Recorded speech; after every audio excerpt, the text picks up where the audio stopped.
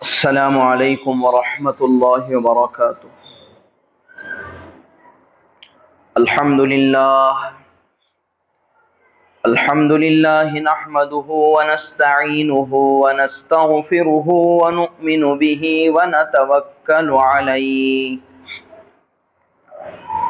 ونعوذ باللہ من شرور انفسنا ومن سیئات اعمالنا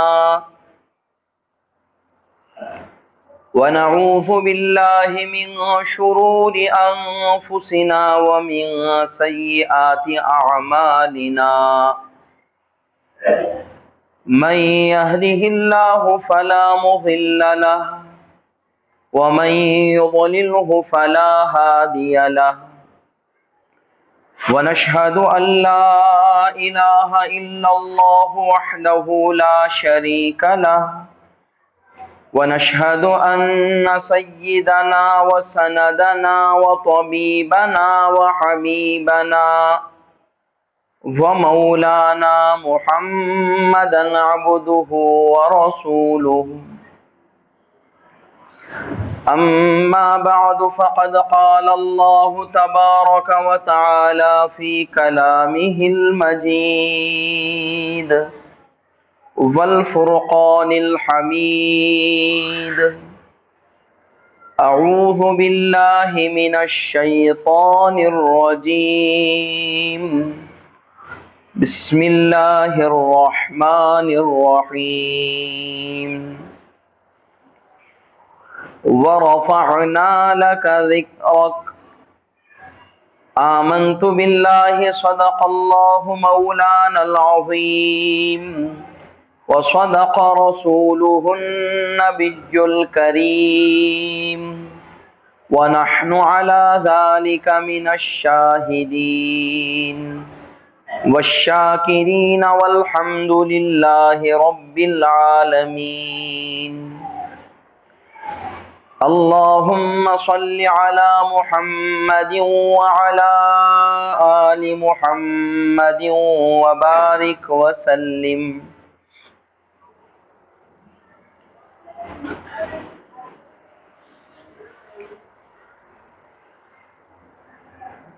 محمد کی آمد بشیرا و نذیرا، فصلوا علیہ تسلیما کثیرا کثیرا۔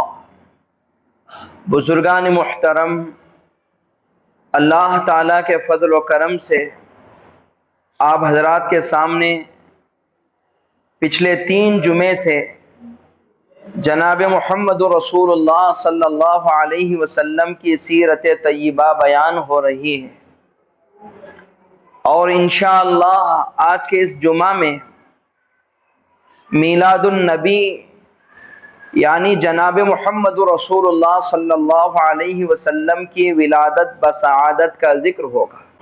اس بات کا ذکر ہوگا کہ رسول اللہ صلی اللہ علیہ وسلم کی ولادت کہاں ہوئی، کیسے ہوئی اور کب ہوئی۔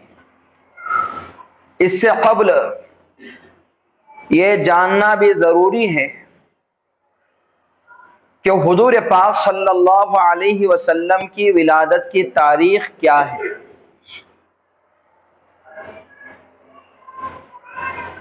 آپ کی ولادت کی تاریخ کے تعلق سے مستند جو روایت ہے وہ یہ ہے کہ رسول اللہ صلی اللہ علیہ وسلم کی ولادت 9 ربیع الاول کو ہوئی ہے اور آپ کی وفات 12 ربیع الاول کو ہوئی ہے۔ بعض مورخین نے کہا ہے کہ جناب محمد رسول اللہ صلی اللہ علیہ وسلم کی ولادت 12 ربیع الاول کو ہوئی ہے اور آپ کی وفات بھی 12 ربیع الاول کو ہوئی ہے۔ تو بزرگان محترم، اس اعتبار سے حضور پاک صلی اللہ علیہ وسلم کی ولادت کی تاریخ میں اختلاف ہوا ہے، اور رسول اللہ صلی اللہ علیہ وسلم کی وفات کی تاریخ میں سب کا اتحاد اور اتفاق ہے۔ قاضی سلیمان منصور پوری رحمت اللہ علیہ کی ایک مشہور و معروف کتاب ہے رحمت للعالمین، جلد نمبر 1 صفحہ نمبر 35 کے اندر صاحب کتاب نے مصر کے ایک بہت بڑے عالم دین محمود پاشا فلکی کی یہ تحقیق جو انہوں نے آج سے 300 سال قبل کیلنڈر کی تاریخ سے یہ ثابت کیا تھا کہ رسول اللہ صلی اللہ علیہ وسلم کی ولادت کی تاریخ 9 ربیع الاول ہے اور آپ کی وفات کی تاریخ 12 ربیع الاول ہے۔ رحمت للعالمین کتاب کے اندر اس تحقیق کو بیان فرمایا گیا ہے۔ بزرگان محترم، اسی طریقے سے سیرت کے اندر جو سب سے بڑی کتاب ہے، سیرت کی کتابوں میں جس کتاب کو اعلیٰ اور عرفہ مقام دیا گیا ہے اس کتاب کا نام ہے سیرت النبی۔ جس کتاب کو علامہ شبلی نعمانی رحمت اللہ علیہ نے لکھنا شروع کیا، آپ نے اس کی 3 جلدیں نکالی، 3 جلدیں مکمل ہو چکی تھی، صاحب کتاب کا انتقال ہو گیا۔ پھر اس کتاب کو مکمل کیا سلیمان ندوی رحمت اللہ علیہ نے، پھر انہوں نے مزید اس کتاب کی 3 جلدیں نکالی، تو یہ کتاب مکمل 6 جلدوں پر مشتمل ہے، جو سیرت کی سب سے بڑی کتاب مانی جاتی ہے۔ اس کتاب کے اندر بھی حضور پاک صلی اللہ علیہ وسلم کی ولادت کی تاریخ 9 بتایا گیا ہے اور آپ کی وفات کی تاریخ 12 ربیع الاول بتایا گیا ہے۔ اس کے علاوہ بریلی مکتب فکر کے جو سب سے بڑے عالم دین ہیں امام احمد رضا خان بریلی صاحب، انہوں نے بھی اپنی تحقیق بیان فرمائی ہے۔ فتاوی رضویہ جلد نمبر 26 صفحہ نمبر 415، آپ فرماتے ہیں جناب محمد رسول اللہ صلی اللہ علیہ وسلم کی ولادت کی تاریخ 8 ربیع الاول ہے اور آپ کی وفات کی تاریخ 12 ربیع الاول ہے۔ اسی طریقے سے قاضی سلیمان منصور پوری رحمت اللہ علیہ کی جو کتاب ہے رحمت للعالمین، یہ بھی بڑی مضبوط کتاب ہے، مدلل کتاب ہے، معتبر کتاب ہے۔ صاحب کتاب نے بھی اپنی تحقیق سے یہ بات لکھی ہے اور یہ فیصلہ کر دیا ہے کہ حضور پاک صلی اللہ علیہ وسلم کی ولادت 9 ربیع الاول کو ہوئی ہے اور آپ کی وفات 12 ربیع الاول کو ہوئی ہے۔ تو چنانچہ حضور پاک صلی اللہ علیہ وسلم کی تاریخ ولادت میں اختلاف ہے اور آپ کی وفات کی تاریخ میں کوئی اختلاف نہیں، بلکہ سب کا اس پر اتحاد و اتفاق ہے۔ اب اللہ جانے اس کی وجہ کیا ہے کہ حضور پاک صلی اللہ علیہ وسلم کی تاریخ ولادت میں اختلاف ہو جانا اللہ ہی بہتر جانتے ہیں۔ بہرحال جو لوگ 12 ربیع الاول کو جناب محمد رسول اللہ صلی اللہ علیہ وسلم کی ولادت کا دن مانتے ہیں وہ پرانے قول سے نقل کرتے ہیں، ورنہ تو مستند جو روایات ہیں وہ 9 ربیع الاول کے ہیں اور اسی کو ماننا چاہیے۔ بہرحال بزرگان محترم، جناب محمد رسول اللہ صلی اللہ علیہ وسلم کی جس وقت ولادت ہوئی، حضرت آمینہ رضی اللہ عنہا فرماتی ہیں کہ تہجد کا وقت تھا، ہمارے یہاں چراغ جلانے کے لیے تیل نہیں تھا، حضور پاک صلی اللہ علیہ وسلم کی آمد ہو رہی ہے اور جب آپ دنیا میں تشریف لا رہے ہیں تو آپ یتیم بنا کر پیدا فرمائے جا رہے ہیں۔ حضور پاک صلی اللہ علیہ وسلم کی ولادت سے قبل آپ کے والد کا 3 ماہ قبل انتقال ہو گیا تھا۔ رسول اللہ صلی اللہ علیہ وسلم کی عمر 6 سال کی ہوئی، آپ کی والدہ انتقال کر گئیں۔ پھر آپ کی پرورش کی دادا عبد المطلب نے، حضور پاک صلی اللہ علیہ وسلم کی عمر 10 سال ہوئی تو دادا عبد المطلب بھی فوت ہو گئے۔ پھر آپ کی پرورش کی آپ کے چچا ابو طالب نے، تو رسول اللہ صلی اللہ علیہ وسلم جب دنیا میں آئے آپ یتیم بنا کر بھیجے گئے، لیکن کلام پاک کے اندر اللہ فرماتے ہیں الم یجدک یتیما فآویٰ، اے پیغمبر محمد صلی اللہ علیہ وسلم آپ یتیم بنا کر پیدا کیے گئے، فآویٰ، لیکن اللہ تعالیٰ نے آپ کو یتیموں کا آسرا بنا دیا، در یتیم بنا دیا، اللہ نے آپ کی فضیلت کو بڑھا دیا، اللہ نے آپ کو فرش سے اٹھا کر عرش پر بٹھا دیا۔ حضور پاک صلی اللہ علیہ وسلم جب دنیا میں آئے، آمینہ کہتی ہیں کہ اندھیرا چھا گیا تھا، اندھیرا تھا، ہمارے یہاں چراغ جلانے کے لیے تیل تک نہیں تھا، لیکن اللہ تعالیٰ نے اس اندھیرے گھر میں ایک چراغ نما شکل و صورت والا لڑکا محمد کو دنیا میں بھیجا۔ آپ کی آمد کے بعد ہر سو روشنی ہی روشنی پھیل گئی۔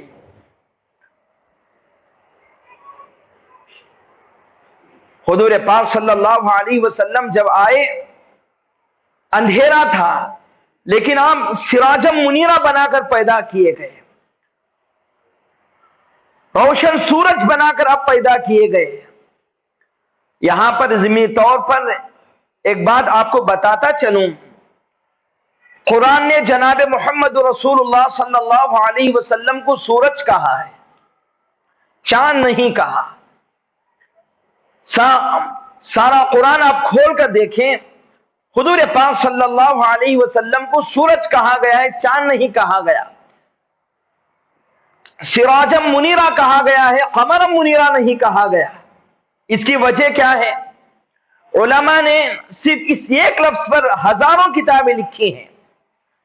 دارالعلوم دیوبند کے محتمم حضرت مولانا قاری محمد طیب صاحب رحمت اللہ علیہ نے ایک کتاب لکھی جس کا نام ہے آفتاب ہدایت، 250 صفحات پر مشتمل ایک کتاب ہے۔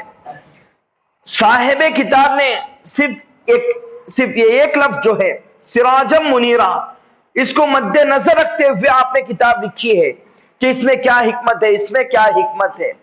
آخرکار علماء کرام نے یہ بیان فرمایا کہ رسول اللہ صلی اللہ علیہ وسلم کو سورج کہنے کی وجہ یہ ہے کیونکہ سورج جو روشنی لاتا ہے وہ اللہ تعالیٰ کی ذات سے لے کر آتا ہے۔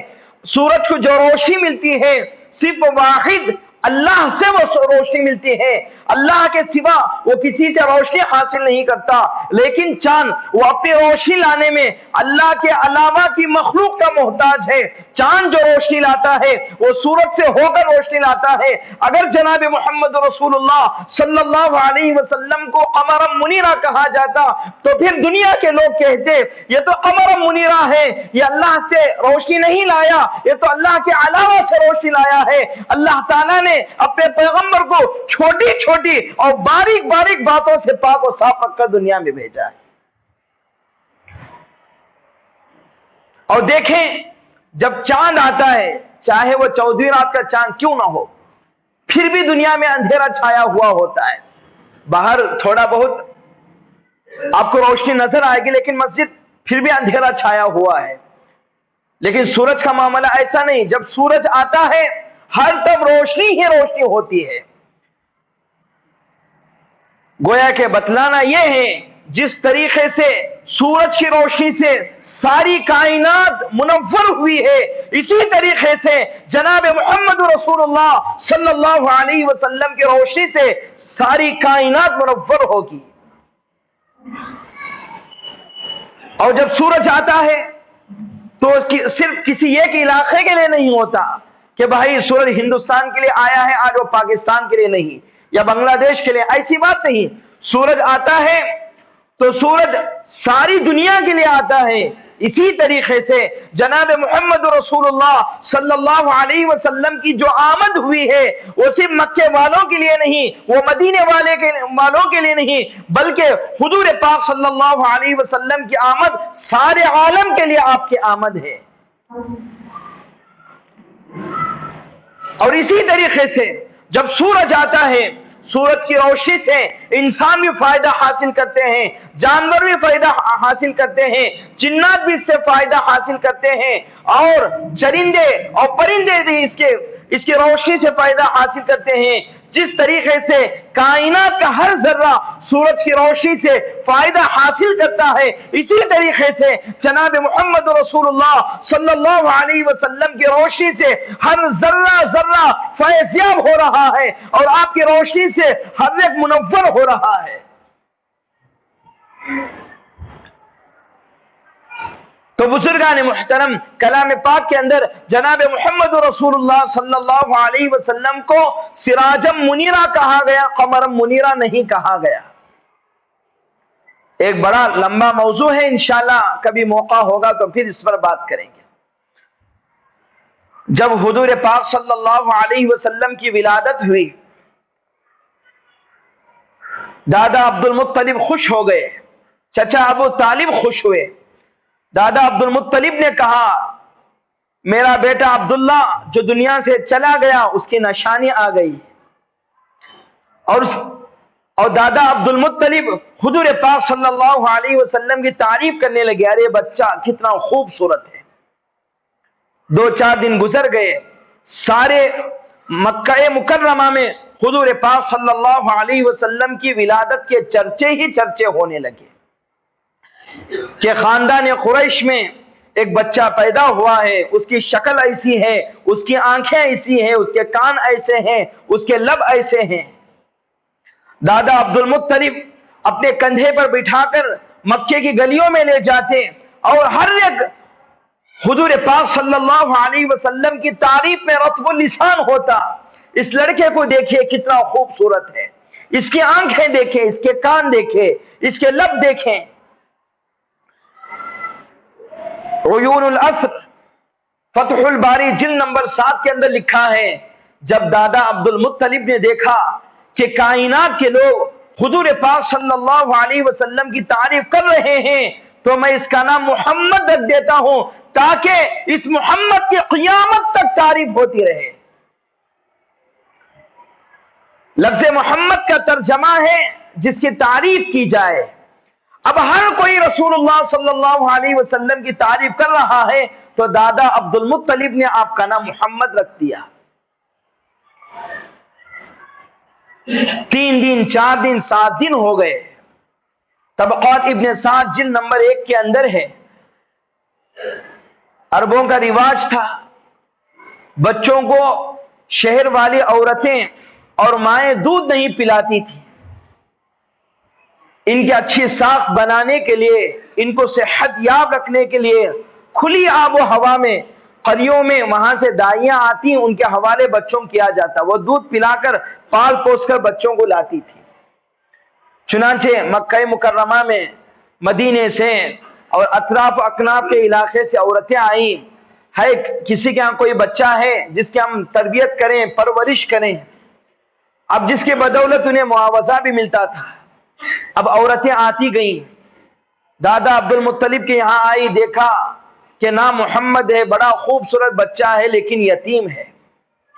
ہر دائی آتی کہتی یتیم ہے، یہاں سے ہمیں کچھ ملنے والا نہیں ہے۔ ہر دائی آتی جاتی، لیکن بزرگان محترم، اللہ تعالیٰ نے حضور پاک صلی اللہ علیہ وسلم کے لیے گود کا انتخاب بھی کر دیا تھا۔ اب وہ دائیاں حضور پاک صلی اللہ علیہ وسلم کو چھوڑ کر نہیں جا رہی تھی، بلکہ رسول اللہ صلی اللہ علیہ وسلم نے اس گود کو پسند نہیں کیا۔ حضور پاک صلی اللہ علیہ وسلم کے لیے گود کا انتخاب عرش پر ہوا تھا۔ جب عرش پر فیصلے ہو چکے ہیں، دائیوں کی لائن لگ جائے، لیکن اللہ کے رسول کسی دائی کی گود کو ہرگز پسند نہیں کریں گے۔ اب جب دائیاں آنے والی آ رہی تھی، یتیم سمجھ کر چھوڑ جا رہی تھی، آپ تھوڑا یہاں پر غور کریں، حضرت آمینہ رضی اللہ عنہا کی حالت کیا ہوئی ہوگی۔ آپ تو ماں ہیں رسول اللہ صلی اللہ علیہ وسلم کی، آپ رونے لگی اور کہا کہ کاش آج عبداللہ ہوتے تو کوئی دائی میرے بیٹے کو یتیم سمجھ کر چھوڑ کر نہ جاتی۔ آنکھوں میں آنسو آ گئے، حضرت عبداللہ کو یاد کرنے لگی۔ آخرکار ایک دائی آئی جو اپنا نصیب آور چمکا کر آئی تھی، جن کا نام ہے حضرت حلیمہ سعدیہ رضی اللہ عنہا۔ حضرت حلیمہ سعدیہ رضی اللہ عنہا اور آپ کے شوہر دادا عبد المطلب کے یہاں آئے۔ حضرت حلیمہ کے شوہر دیکھنے لگے کہ لڑکا خوبصورت ہے، یتیم ہو تو کیا ہوا، خوبصورت لڑکا ہے، دیکھتے ہی رہ گئے۔ حضرت حلیمہ سعدیہ رضی اللہ عنہا سے کہنے لگے کہ اجرت تو بعد میں دیکھیں گے، پہلے لڑکے کو دیکھ کتنا خوبصورت ہے، ایسا لڑکا ہم نے کبھی نہیں دیکھا، ہم اس کی ضرور پرورش کریں گے۔ پھر دادا عبد المطلب ہے وہ کہنے لگے میں نے اس لڑکے میں بڑی برکتیں دیکھی ہیں۔ حضرت حلیمہ سعدیہ اور آپ کے شوہر تربیت کے لیے تیار ہو گئے، اور حلیمہ سعدیہ رضی اللہ عنہا سے ان کے شوہر کہنے لگے ارے یہ اتنا خوبصورت لڑکا ہے، میں نے ایسا لڑکا کبھی نہیں دیکھا۔ بزرگان محترم، سیرت کی ساری کتابوں میں حضرت جبرائیل علیہ السلام کا قول، اس وقت کا قول لکھا ہوا ہے۔ حضرت جبرائیل علیہ السلام نے اس موقع پر کہا ارے تم تو یہ کہتے ہو میں نے شروع سے لے کر جناب محمد رسول اللہ صلی اللہ علیہ وسلم تک ہر پیغمبر کی مجلس میں گیا ہوں، آسمان سے لے کر زمین تک، شمال سے لے کر جنوب تک، تحت الثری سے لے کر عرش معلی تک ساری دنیا کے لوگوں کو میں نے دیکھا ہے، تم تو کہتے ہو میں نے ایسی شکل و صورت نہیں دیکھی۔ جب اللہ نے ایسی شکل والا انسان پیدا نہیں کیا تو تم دیکھتے کہاں؟ وَأَحْسَنَ مِنْكَ لَمْ تَرَ قَطُّ عَيْنِي وَأَجْمَلَ مِنْكَ لَمْ تَلِدِ النِّسَاءُ خُلِقْتَ مُبَرَّأً مِنْ كُلِّ عَيْبٍ كَأَنَّكَ قَدْ خُلِقْتَ كَمَا تَشَاءُ۔ جہاں میں ان سا کوئی ہے نہ ہے خندہ جبھی کوئی، ابھی تک جن سکی نہ عورت انسا ہزی کوئی، نہیں رکھی ہے قدرت نے میرے آقا کبھی تجھ میں، جو چاہا آپ نے مولا وہ سب رکھا ہے سبھی تجھ میں۔ حضور پاک صلی اللہ علیہ وسلم ہر عیب سے پاک بنا کر دنیا میں بھیجے گئے۔ پھر جب رسول اللہ صلی اللہ علیہ وسلم کو لے کر حلیمہ کے شوہر اونٹ پر سوار ہوئے، شوہر آگے ہیں، حضرت حلیمہ سعدیہ بچے کو لے کر پیچھے ہیں، اونٹ بیٹھا ہوا ہے، اٹھنے کے لیے تیار نہیں۔ علامہ شبلی نعمانی رحمت اللہ علیہ نے سیرت النبی کے اندر اس واقعے کو لکھا ہے، اونٹ کو اٹھانا چاہتے ہیں، اٹھنے کے لیے تیار نہیں۔ دادا عبد المطلب آگے بڑھے اور کہا میں نے اس لڑکے کے اندر بڑی خیر و برکتیں دیکھی ہیں، یہ لڑکا کمال والا لڑکا ہے، آپ اسے پیچھے بٹھاؤ گے اونٹنی نہیں اٹھے گی، آپ اسے آگے بٹھائیں۔ پھر حضرت حلیمہ سعدیہ رضی اللہ عنہا آگے بیٹھی اور آپ کے شوہر پیچھے ہیں۔ حضور پاک صلی اللہ علیہ وسلم حضرت حلیمہ کے گود میں آگے ہیں، پھر جا کر اونٹنی اٹھی، اور یہ اونٹی جو تھی بڑی مریل اونٹنی تھی، دبلی پتلی، جس کے اندر طاقت و قوت نہیں تھی۔ اب جب رسول اللہ صلی اللہ علیہ وسلم اس پر سوار ہو گئے، یہ طاقتور بن گئی، تیز رو بن گئی، سپر پاور بن گئی۔ اب یہ اس تیزی سے چل رہی ہے، پہلی جو دائیاں آئی تھیں اور ٹھکرا کر چلی گئی تھی وہ 1 اور 2 دن کا سفر طے کر کے آگے نکل گئی تھی۔ اب یہ جو رسول اللہ صلی اللہ علیہ وسلم کی اونٹنی ہے سب کو پیچھے ڈال کر یہ آگے جانے لگی۔ اب دیگر جو عورتیں تھیں وہ کہنے لگی اے حلیمہ کیا ہوا، آپ کی اونٹنی تو یہ تو مریل تھی، دبلی تھی، طاقت و قوت اس کے پاس نہیں تھی، یہ تو طاقت پر بن گئی، کیا آپ نے سوار بدلا ہے، اونٹنی بدلی ہے؟ حضرت حلیمہ سعدیہ رضی اللہ عنہ کہنے لگی میرا شوہر بھی وہی ہے، میں بھی وہی ہوں، اور یہ ہماری اونٹنی بھی وہی ہے، لیکن جو سوار ہے وہ اعلیٰ وارفع مقام والا سوار ہے، اس کی برکت سے اللہ تعالیٰ نے اس اونٹنی کے اندر اتنی مضبوطی اور قوت عطا کی ہے۔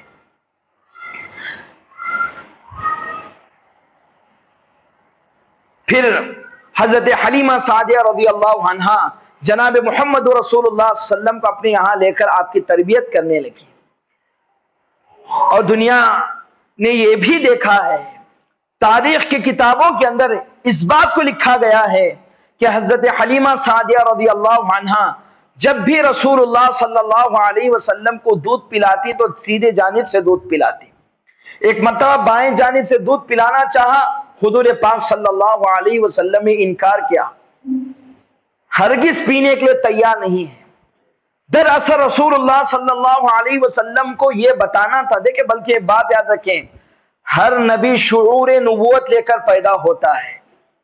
ہر نبی جب دنیا میں آتا ہے شعور نبوت لے کر پیدا ہوتا ہے. رسول اللہ صلی اللہ علیہ وسلم نے اپنے شعور سے یہ بتایا، دنیا کو یہ سکھایا کہ حضور پاک صلی اللہ علیہ وسلم جس وقت پی رہے تھے، آپ کے ساتھ آپ کا ایک دودھ شریک بھائی تھا جو بائیں جانب سے دودھ پیتا تھا. اللہ کے پیغمبر صلی اللہ علیہ وسلم نے گویا کہ دنیا والوں کو یہ بتایا ہے کہ اگر آج میں اپنے بھائی کا حق کھا جاؤں تو پھر آگے دنیا یہ کہے گی جو مظلوموں کو حق دلانے آیا تھا وہ بچپن میں اپنے بھائی کا حق کھا گیا، آج وہ کہاں سے مظلوموں کو حق دلائے گا. دراصل رسول اللہ صلی اللہ علیہ وسلم کو اللہ تعالیٰ نے ہر عیب سے پاک رکھا ہے.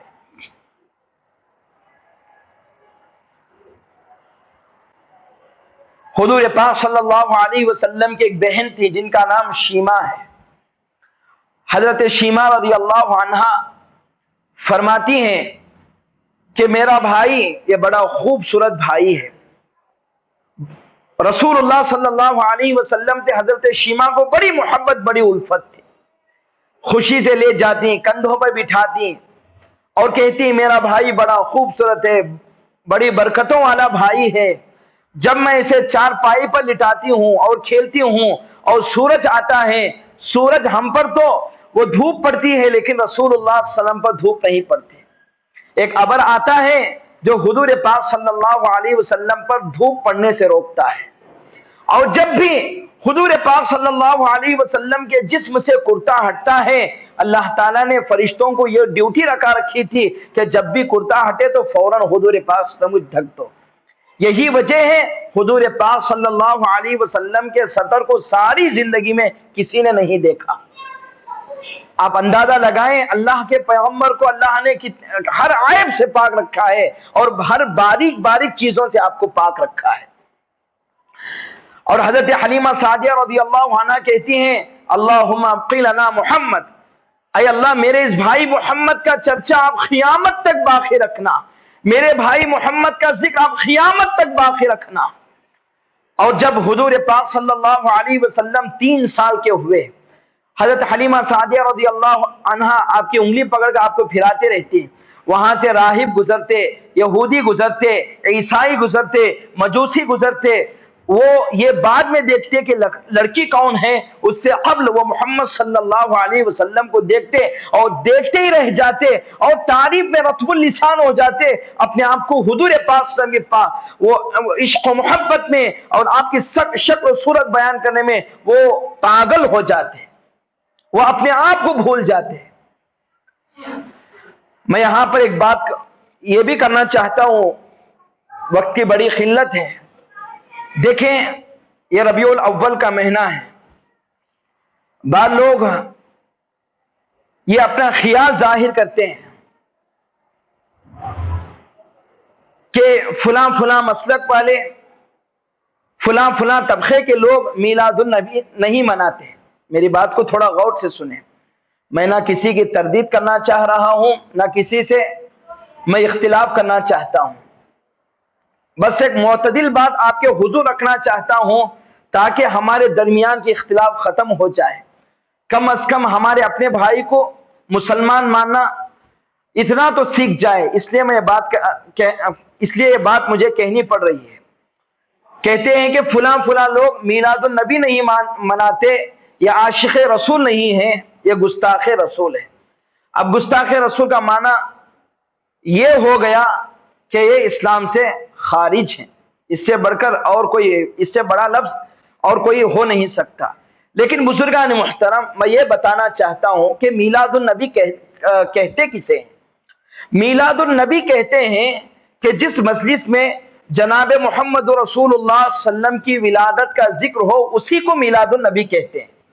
آپ لفظ میلاد پر جو کتابیں لکھی گئی ہیں جو تحقیقات بیان فرمائی گئی ہیں ساری تحقیقات آپ اٹھا کر دیکھیں، اسی کو میلاد النبی کہتے ہیں۔ اب اس کے علاوہ جن لوگوں کا خیال ہے کہ بھائی بغیر مٹھائی باٹے کے میلاد النبی نہیں ہوتے، یا جلوس کے بغیر میلاد النبی نہیں ہوتی، یا نعرے بازی کے بغیر میلاد النبی نہیں ہوتی، وہ اپنے خیال میں غلط ہیں، وہ توہمات ہیں، وہ ان کے اپنے خیالات ہیں۔ اپنے خیالات کو زبردستی کسی پر مسلط نہیں کیا جا سکتا۔ کر رہے ہیں تو ٹھیک ہے، کر لے، کوئی روکنے والا نہیں ہے، لیکن اپنے خیالات کو زبردستی کسی پر تھوپنا وہ اچھی بات نہیں ہے۔ اگر وہ اتنا ضروری ہے تو پہلے یہ بتائیں قرآن اور حدیث نے اس کو نقل کیوں نہیں کیا؟ قرآن و حدیث تو چھوڑیں، حضرات صحابہ سے بڑھ کر کوئی عاشق رسول نہیں ہے، دنیا کا ہر مسلمان اس بات کو جانتا ہے، سمجھتا ہے۔ اگر یہ بات اتنی ضروری ہوتی تو صحابہ کی عملی زندگی اس بات سے خالی کیوں ہے؟ تابعین، تبع تابعین، عمائدین دین، اولیاء عظام، دیکھیں دین جو ہمیں جو ملا ہے صحابہ سے، تابعین سے، اولیاء سے، انہی سے ملا ہے۔ جب سب دین ہم نے ان سے سیکھا ہے تو دیگر جو چیزیں ہیں ہم کو ان سے ہی سیکھنا ہے۔ میں نیا دین بنا کر بیٹھوں پھر یہاں سے نیا دین شروع ہوگا؟ یہ دین میں نئی باتیں ہیں، اللہ نے ہمیں عقل دی ہے اور قرآن و حدیث ہمارے پاس آیا ہے، ہر زبان میں ہے۔ ہم کو چاہیے اس کا مطالعہ کریں، غور اور خوض کریں کہ میں کیا کر رہا ہوں، کس پر چل رہا ہوں، کیا ہونا چاہیے، کیا کرنا چاہیے، یا کوئی عمل مجھے کرنا ہے تو کس حد تک کرنا ہے، یہ ساری باتیں جانیں۔ کم از کم دیکھیں، آخر کا میں یہ بات کہتا ہوں، جو لوگ جلوس میں جاتے ہیں جائیں، لیکن آداب کا خیال رکھیں۔ ان کے علماء بھی انہیں آداب کی طرف یاد دہانی کراتے ہیں، جانا ہو تو راستے میں کیسے جانا ہے۔ غلط نعرے بازی آپ کریں گے، ادھر ادھر کے جھنڈے آپ لہرائیں گے، جیسے فلسطین کا جھنڈا ہے، اگر کسی نے اس وقت وہ لہرایا تو بہت بڑا ایشو بن جائے گا۔